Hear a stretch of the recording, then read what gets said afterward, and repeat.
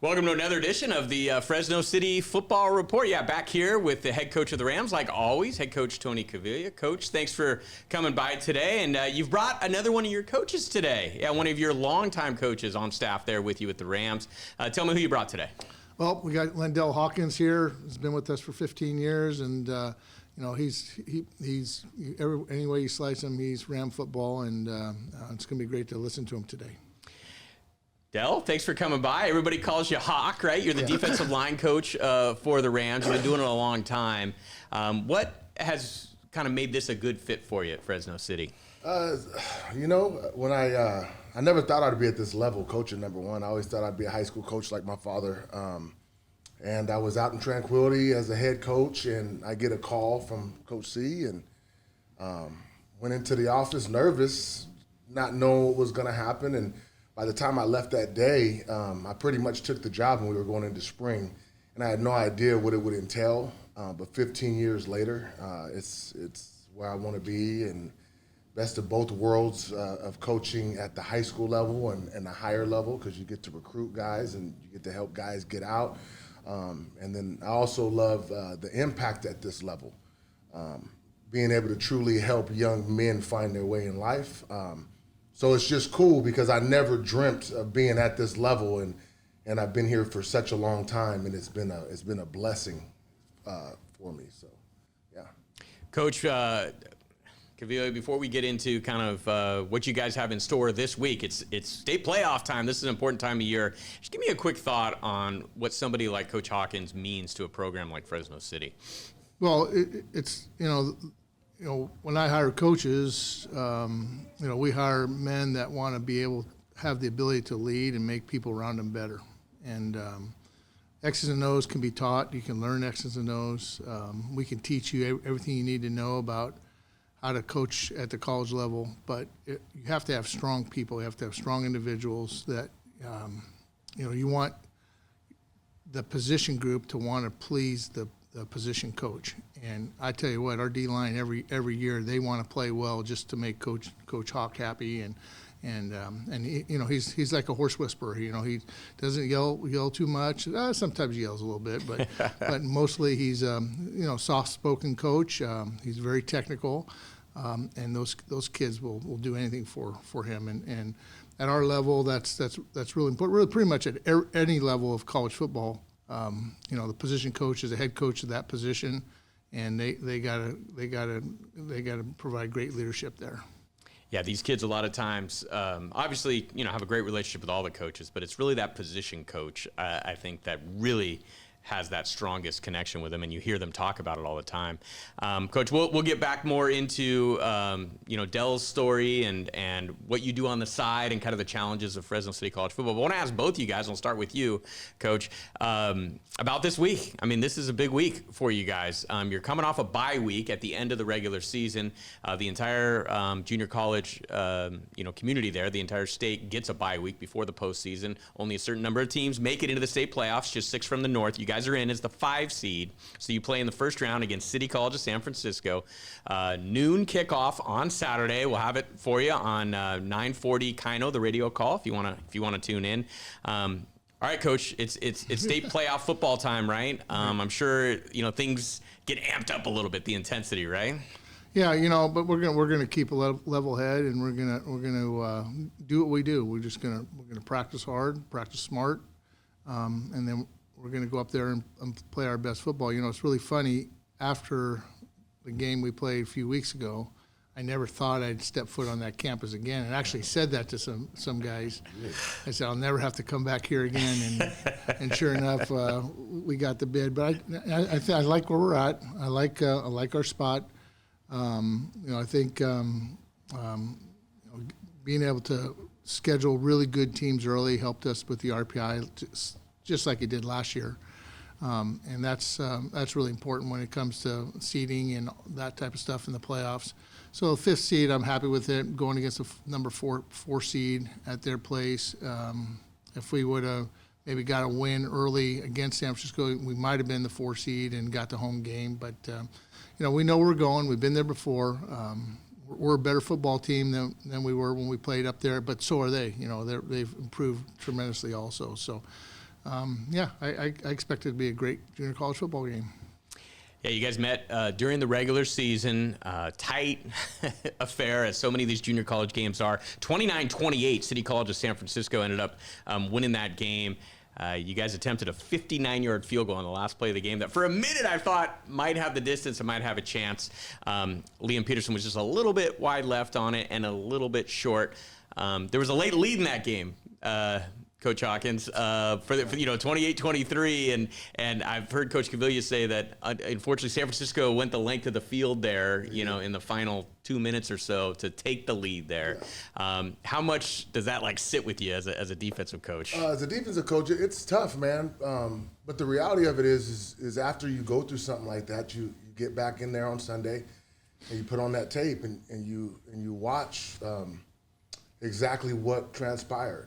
And the tape is always telling, and the tape only makes sense if you have the ability to see it and transfer those mistakes to your athletes and get the light bulbs to click on why, in fact, these things happened. And at that time, we were a wounded team. And at that time, are the guys going to take this information and use it to their benefit, get better, so when we're in those situations again, we're a little bit better with our eyes, our body, our hands, our pre-snap checks. When the ball snaps, we're engaging where we need to engage.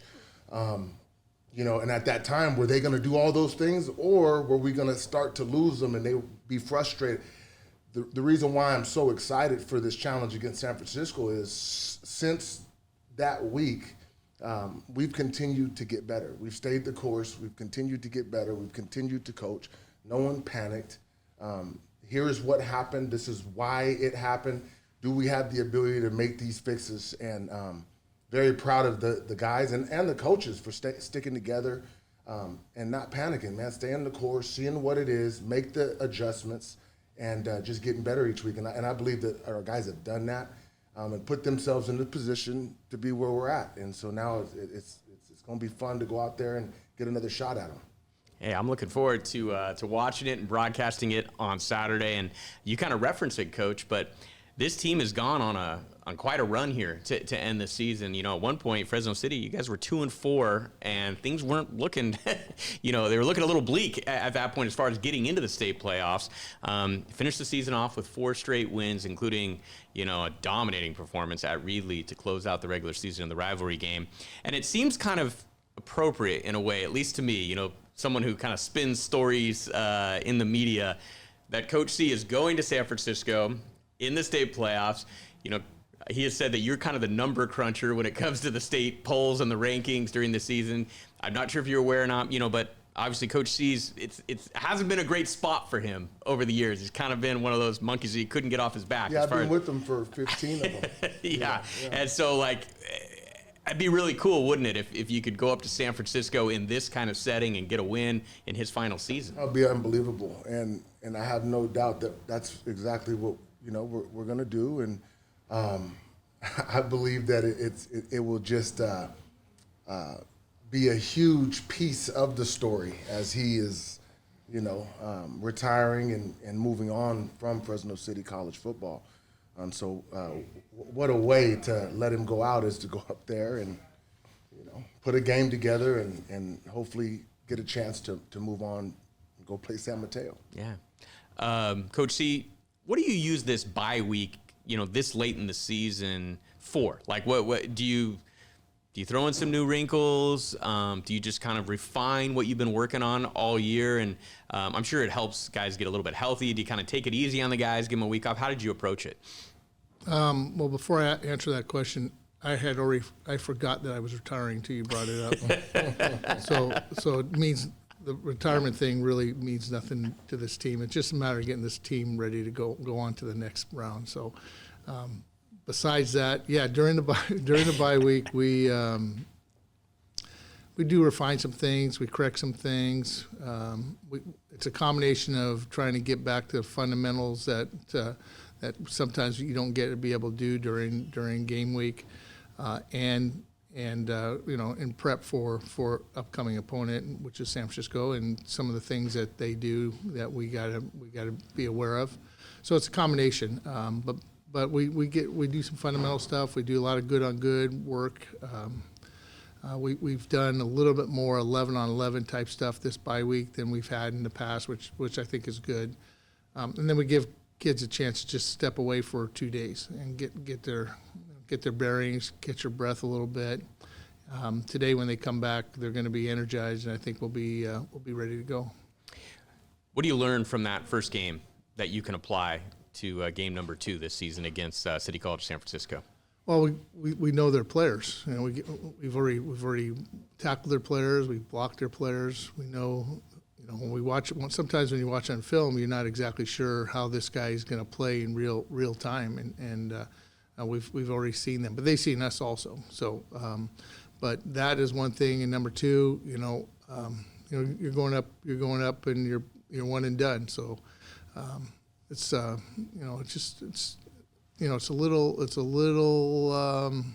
little bit more anxiety going into it, but on the other hand, there's conditions that we are going to face up there this weekend are a lot different than we did 6 weeks ago, and the wind, potentially rain. It could be beautiful and sunny at 12 noon, and then cold, rainy, and foggy at 2:30. The weather could change, the wind can change. One year we won the toss, and we elected to kick with the wind, and came back to the sideline and sent the kickoff team out, and the wind changed.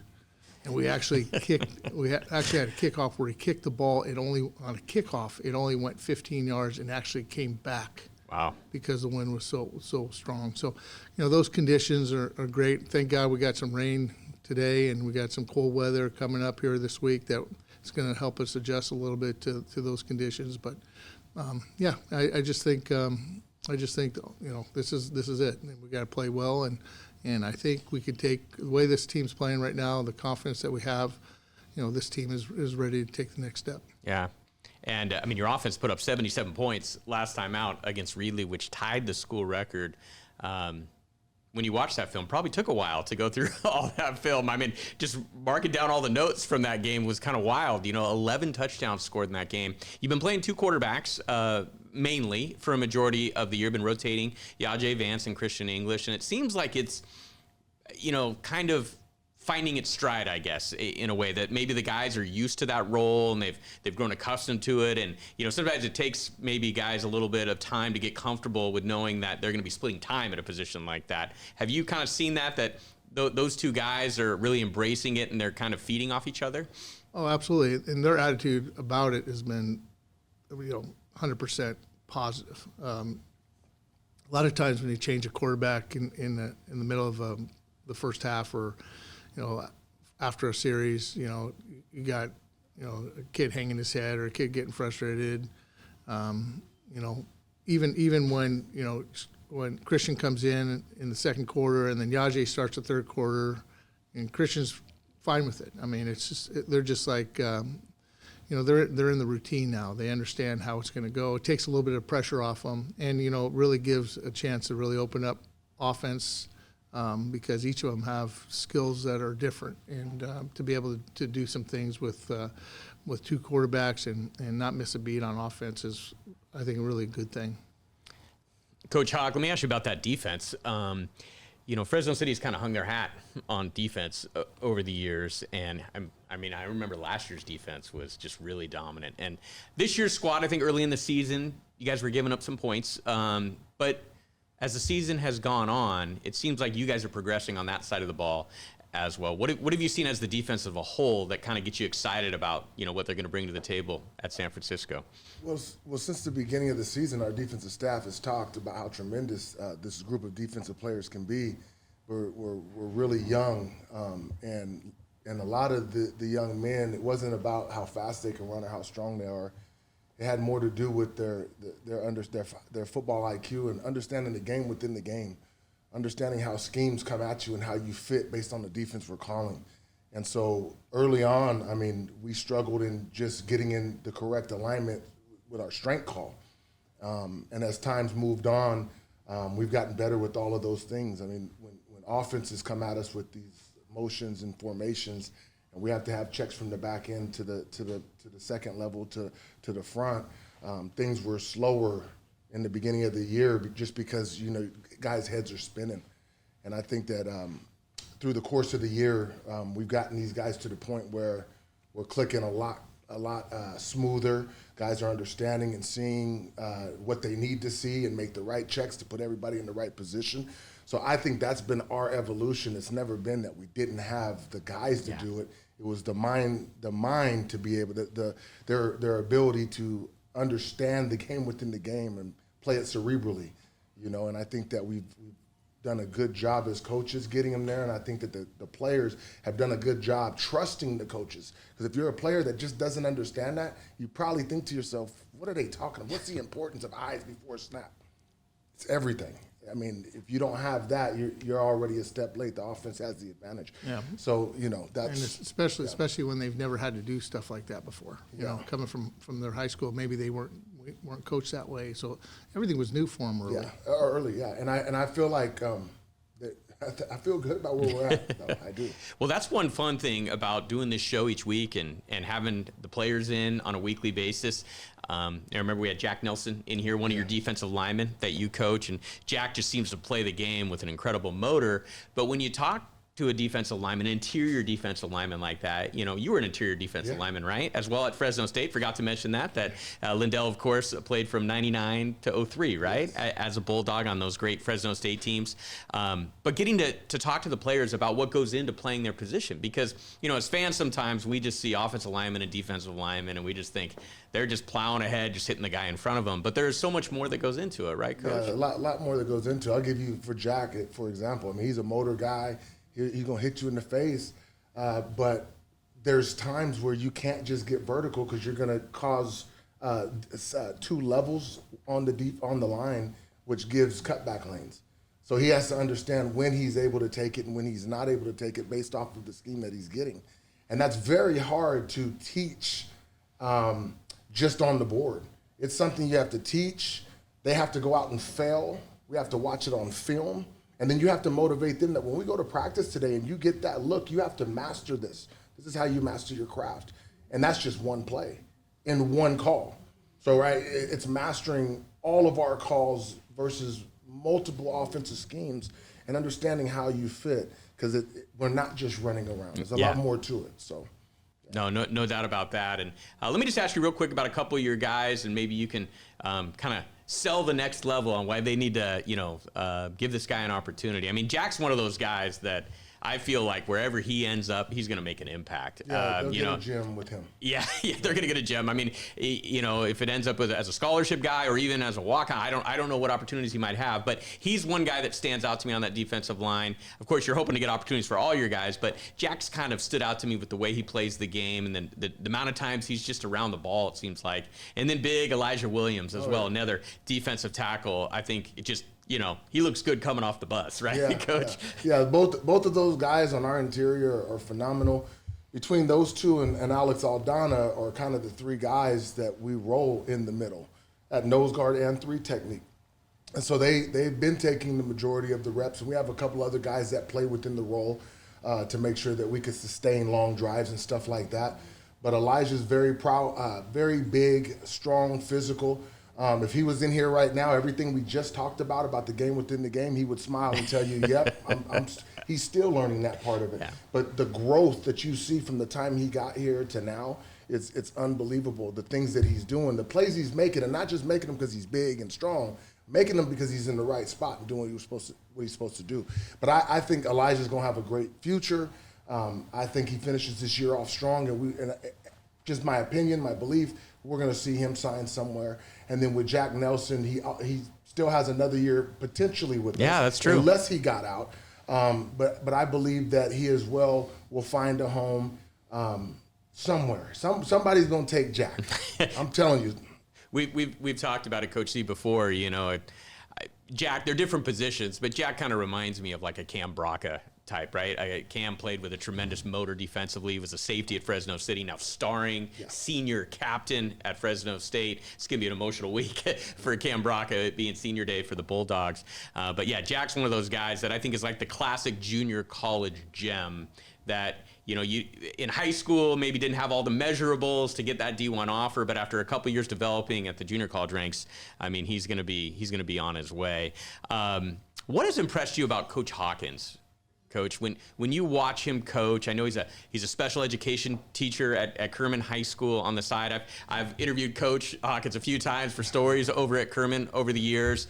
It seems like whenever we talk to players, they just, you know, speak so highly of Coach Hawk. From your perspective, just what makes him a great coach, a great person? Well, you know, very charismatic, as you can tell. You know, you know, he gets right down in the heart with these kids. You know, he's right down there with them, but the biggest thing is I seen him really grow and develop as a coach. You know, from when he first got here, he's always looking to get better, find different ways. You know, if he has a kid that is not doing things exactly like he wants them to do, he'll create a drill so that kid does that. And you know, as a coach, you always got to be getting better. If you're not getting better, you're getting worse, and there's no staying the same. So, I just really respect his growth as a coach, and obviously his leadership with that D-line position. You know, we've played great defense at Fresno City College over the years with sometimes real good players, sometimes not so good players. But we've always been functional because everything we do on defense starts up front, and you know, we got a great coach at that position. Do you remember watching him play at Fresno State? He's never shown you the video or anything? I think I watched him play arena football. Yeah. Okay, that's right. I think I watched him play because we used to go to arena football games, and you know, he was playing in those games over there. So that was. But no, I mean, he tells me how good he was. No. Did you play in Fresno in the Arena League ever? No, I know you played for other teams, but you never played a game here, right? I played a game here. Oh, you did? I was in Stockton for a year, 2 years, and we came to Fresno a couple of times against the Bolitnikoff teams. That's right. Booker That's right. and those guys was over there. Yeah. What was that like playing indoor football? You know what, man? It was actually a blast. I had a lot of fun. I felt like that was probably the peak of what I was doing as far as the mastering my craft and pass rush and, you know, playing defensive line and shooting hands, running feet, working moves. I felt like I was still getting better at that time, man. I had a lot of fun in that league. Do you ever try to kick a field goal through those uprights? No, by any chance? that's one thing I've never tried to do is kick a field goal or cover somebody. You know. Did you go both ways in the arena? Yeah. Okay. We had it was like Iron Man football, man. You had to go both ways. I think you had one guy designated like as a offensive guy and one guy on defense, but I was never that guy. Yeah. Kind of, sort of. I went to watch to go shoot a Fresno City Christian game on Friday night, right? 8-man football. Yeah. Kind of similar to Arena League, right? Yes. You know, a lot of wide open. And did you have any sacks? Oh yeah. And pressures are just as good as sacks in that league because the ball's gone so fast. But had a lot of success in that league. That's cool. Yeah. That's really cool. What was your favorite memory as a Bulldog? Because as I said, you were there during some great years. Oh man, I can't pick one. I mean, that was just, I'm being honest with you, being a walk-on going over there and having to, you know, earn a scholarship. And it wasn't like growing up. I was a Bulldog fan growing up in Tracy, and I knew about these guys, and this was my dream school because of their tradition. But I end up over there and find out the tradition they did have, and then seen it just climb while I was there.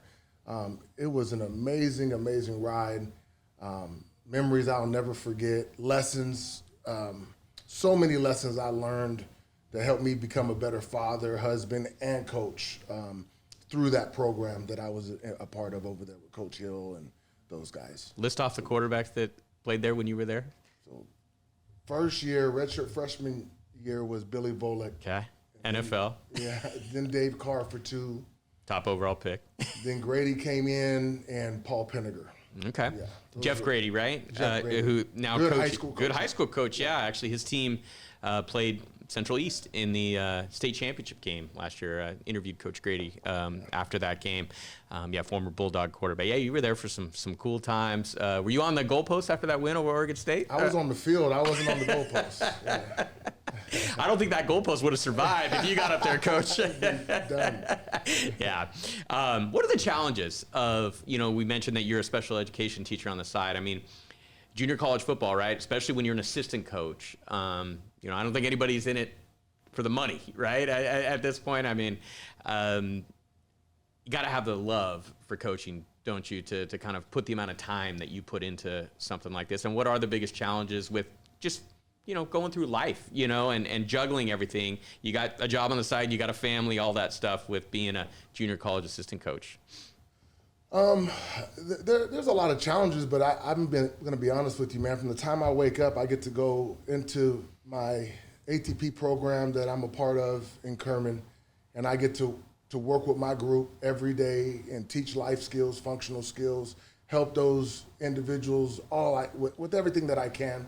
And then when I leave there, I get to go to Fresno. What does ATP mean? Adult Transition Program. So I get students that have a certificate of completion out of high school, and we can still serve them till they're 22. Wow. And so, and we get out in the community and we go work at Me and Ed's and Round Table, and we have a school farm that we do a lot of work on. And so I'm very passionate about just, when I was a little boy, I always said I want to change the world. The older I get, I realize that's not easy, but you can do it one student at a time, one athlete at a time. So when I leave the program, I hit that 180 and I'm on my way to my next group. And so it's not like, oh, this is so tough. Yeah. And I don't look at it like that, but I will be honest. I don't know how that would be if I was coaching somewhere else. Coach C totally make sure the guys that are on his staff are able to, number one, take care of their number one job, which is what's going to pay the bills. And he always tells you your family is first. So I started coaching here when my son was 1 year old, and he just played in a tough loss against Wasco, Kerman, and he's going to be a senior next year. I've never missed a game of his. That's awesome. So it is tough. It's demanding. We do a lot. Trust me, there's a lot that goes into it. But when you have a head coach that allows for you to make sure that your family's taken care of, and he doesn't make you feel bad if you got other things going on with your number one job, it makes it real easy to come over and be a soldier for him. So I love my 15 years, and I'd do it 15 more if I could. By the way, what's your son's name? Lindell. Lindell as well. Okay. Fresno City maybe in his future, or does he want to play football? Maybe. If he chooses Is he a to play lineman? football, no, that's the thing. He's a little guy. He's a little guy. He plays receiver. He really loves basketball. He's still got his basketball season this year, and then next year he's played both. We'll see if sports is in his future. He talks about wanting to be an engineer more than sports. So that's cool. If that's the path, then go take it. Yeah, again, Saturday at noon, Fresno City against City College of San Francisco. It's state playoff time. I guess it would be a sort of a round of 12 game in the state playoffs, a round of 6 game in the NorCal playoffs. The NorCal champion will end up playing the SoCal champion in the state championship in the end. So you got to win 3 games to win the North. You got to win 3 games to win the South, and then those 2 winners will play for the state title. And that journey begins on Saturday. Boy, I'm looking forward to it. Noon kickoff will be on the air at 11:40 on 940 AM Kino if you happen to be near a radio or want to stream it online as well. Coach Lindell Hawkins, thanks so much for coming by. Always enjoy chatting with you. Appreciate you coming on the show today. Did you have a good time? Oh, I had a good time. Thanks for having me. Yeah, no problem. And Coach C, like always, appreciate you, waking up early and coming over here to tape this show again. I guess it's not early for you, but it's early for me, right? Yeah, well, it's early for somebody. Exactly. All right, that's head coach Tony Caviglia. That's defensive line coach Lindell Hawkins, and that is another edition of the Fresno City Football Report. Thanks for watching.